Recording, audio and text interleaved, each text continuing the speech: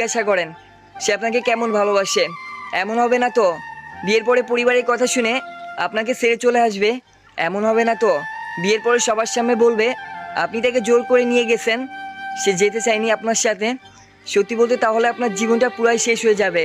আমার একটা বন্ধুর কাহিনী বলতেছি। সে একটা মেয়েকে ভালোবাসতো, শুধুমাত্র গরিব হওয়ার কারণে মেয়ের পরিবার থেকে তাদের ভালোবাসা মেনে নিচ্ছিল না, যার কারণে তারা পালাইছিল।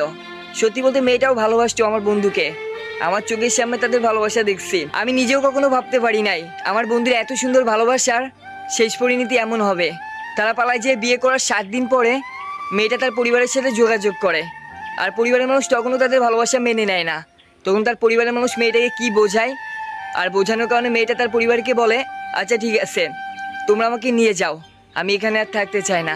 ওই যে একটা কথা আছে না, অভাব যখন দরজায় এসে দাঁড়ায় ভালোবাসা তখন জানালা দিয়ে পালায়।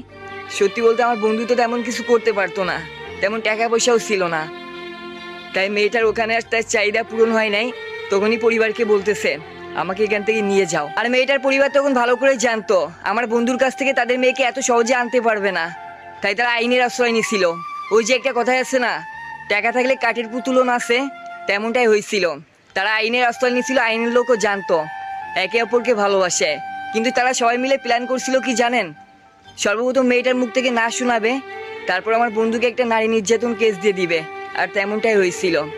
আজকে আমার বন্ধু এখনো জেলে আছে, এখনো মেয়েটার জন্য চটপট করে কাঁদতেছে।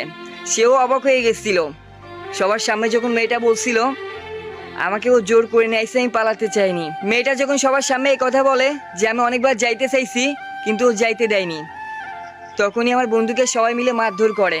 সেখানে আইনের লোকও ছিল, কই কেউ তো কিছু বলে নাই। সত্যি বলতে টাকার কাছে সব কিছু হার মেনে যায়।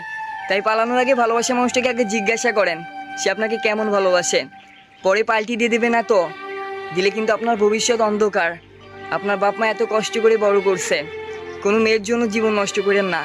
ভালোবাসা মানুষটাকে মেনশন করেন।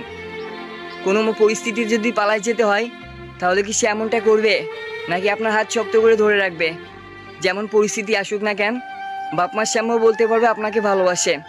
মেনশন করেন প্রিয় মানুষটাকে।